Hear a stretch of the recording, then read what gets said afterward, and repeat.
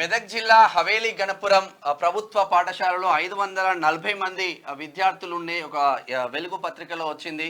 తిన్మార్ మల్లన్న సొసైటీకి మీకు బయటికి చెప్పిండు, అందరికీ తెలిసిందే. ఆ పరిస్థితులు ఎట్లా ఉన్నాయంటే కనీసం మేము క్యూనిస్ వేదికగా మేము వెళ్ళాం. అక్కడికి వెళ్ళిన తర్వాత మా తిన్మార్ మల్లన్న టీం కావచ్చు, మా పూల మల్లేషు, నర్సాపూర్ నగేష్, వీళ్ళందరం వెళ్ళి అక్కడ సర్పంచ్ ఉన్నాడు శ్రీకాంత్ అని, మాజీ సర్పంచ్. క్యూనిస్ వస్తే మీరు వెళ్తారా అని చెప్పేసి సర్పంచ్ పైన చర్యలు తీసుకున్నారు.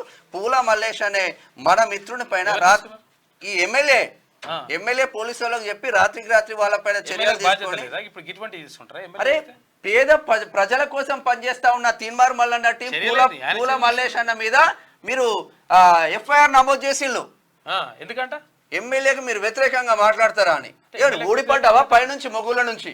బాగున్నది కథ, నీ కథ బాగున్నది. అరే మంచి చేయమని చెప్తా ఉన్నావు. 26 సంవత్సరాలలో ఎమ్మెల్యే అయినావు నువ్వు, మంచి చేయమని చెప్తా ఉన్నాం. నువ్వు కేసు నమోదు చేసింది తిరిగి నేను తిట్టిండా కొట్టిండా లేకపోతే ఏం చేసింది? నిన్ను ఇష్టం వచ్చినట్టుగా అట్లా చేస్తావు. కానిస్టేబుల్ సిఐను డిఎస్పీ పంపించి నువ్వు వస్తావా రావా అని అర్ధరాత్రి తీసుకొని పోతే తిన్మార్ మల్లన్న ఫోన్ చేస్తే వదిలిపెట్టి. ఇప్పుడు నేను ఏమంటున్నానంటే అసలు యాక్చువల్గా మీ మీద మంచి గౌరవం ఉన్నది, మీ నాన్న మీద మంచి గౌరవం ఉన్నది. ఒకవేళ మీరు ఇట్లా చేసిన అనుకో మరి అట్లా కూడా ఉంటుంది లెక్క. ఇష్టం వచ్చినట్టుగా అట్లా ఎట్లా ఉంటుంది లెక్క? ఇష్టం వచ్చినట్టు తీసుకుపోయి కేసులు పెడతాను మీరు. నువ్వు ఎమ్మెల్యే కావడం కోసం మా పాత్ర కూడా ఉంది. మెదక్కి ఎన్నో సార్లు వచ్చి మేము కూడా ప్రచారం చేస్తాం. నువ్వు ఎమ్మెల్యే అయినా అంటే ఉట్టిగా అందరి మీద కేసులు పెడతాను కానీ నేను చేసేది మరి అది పట్టించుకోవా? మరి టీం మీద కేసులు పెట్టడానికి నువ్వు ఎమ్మెల్యే అయింది అది గతంలో చేసిన పాపం, అది ఓకే, మనం దాన్ని కాదంటలేము. నీదేం తప్పు కాకుండొచ్చు కానీ నువ్వు సరిదిద్దాల్సిన అవసరం ఉంటుంది. లేకపోతే మేము చేస్తామని చెప్పాలి, లేకపోతే చేయకపోతే సపరేట్ మూసుకొని కూర్చోవాలి. ఇవేంది కేసులు పెట్టడం నీ కథ? మీరు కట్టేయకపోతే చేత కాకపోతే యువకులు వచ్చింది ఇప్పుడు బాత్రూమ్లు కట్టిద్దామని రండి. హవేలీ గన్పూర్ అంటే మెదక్ జిల్లా హవేలీ గన్పూర్లో ఉన్న స్కూల్కి సంబంధించి ఆడపిల్లలు తర్వాత వీళ్ళందరూ కూడా ఇబ్బంది పడుతున్నారని చెప్పేసి యువకులు వచ్చిండ్రు. మేము ఉన్నామన్నా అంటే మేము మా చేతన ఏం చేస్తామని చెప్తున్నారు. ఏం చెప్పండి ఎందుకు వచ్చిండ్రు? అయితే నిన్న మల్లన్న న్యూస్ చదవడం విన్నాను. అయితే మరి ఎక్కడి నుంచి వచ్చిందన్న మీరు? మొదటగా నా పేరు శివచంద్ర అన్న, నాది అందోల్ కాన్స్టెన్సీ, అందోల్ మండలం, రంసన్పల్లి గ్రామం. నేను ప్రజెంట్ పొలిటికల్ పార్టీలో కొనసాగుతున్నాను, బీజేపీ మండల అధ్యక్షునిగా కొనసాగుతున్నాను.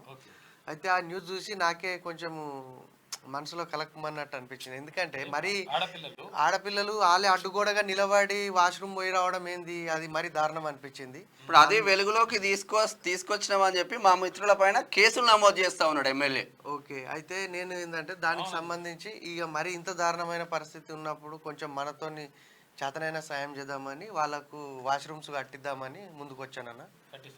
నేనే కట్టిస్తానన్న.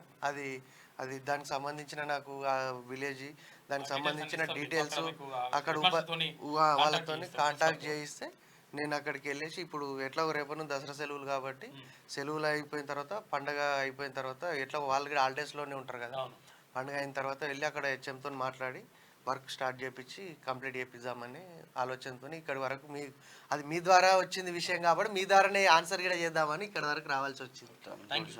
Okay, thank you.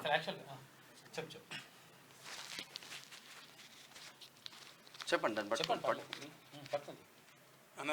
ఇక్కడికి రానికంటే అన్న దగ్గరికి ఇప్పటి నేను చాలాసార్లు వచ్చిన. అన్న నన్ను గుర్తుపడతారు, ఆందోళన నియోజకవర్గం సంఘం ప్రెసిడెంట్ నేను. అయితే యాక్చువల్గా మా మిత్రుడు చూసి నాకు పెట్టి నా వీడియో పెట్టి అన్న ఇది చూడు ఒకసారి అన్నతో మాట్లాడి అన్నకు మీకు మెసేజ్ పెట్టడం జరిగింది.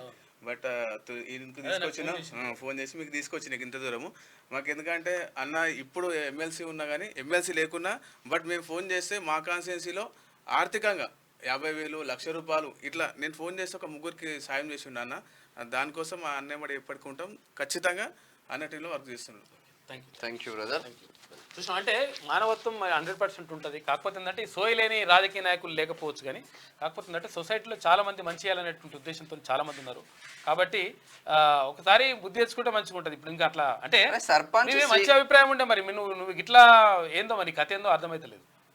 అలా సర్పంచ్ శ్రీకాంత్ పేద పిల్లల కోసం మనం పిలిస్తే ఆయన పైన అసలు పక్కన పెట్టేసిందంట మొత్తం. అయినాడు